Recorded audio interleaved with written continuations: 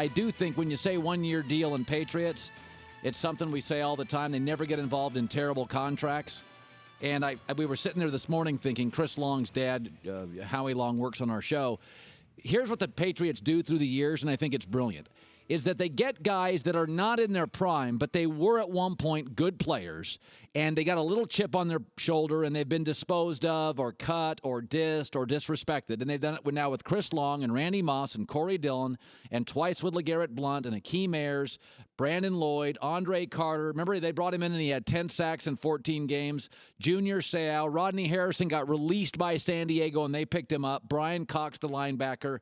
It's what New England does. New England finds guys who are motivated, recently cut, disrespected, something left in the tank, and it goes back to a belief system that I think Bill Belichick has. And I talked about 2 months ago, I said, Bill Belichick, everybody thinks that you want your football coach to be like a father figure and a mentor.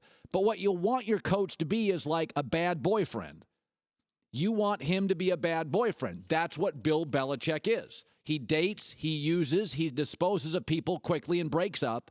He gets everybody in their prime, and the minute it doesn't work for him, he moves on. He's a bad boyfriend.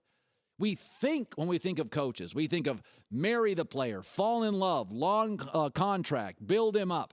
Belichick's the opposite. He's not the good husband. He's not the doting father. He's not the mentor. He's the bad boyfriend.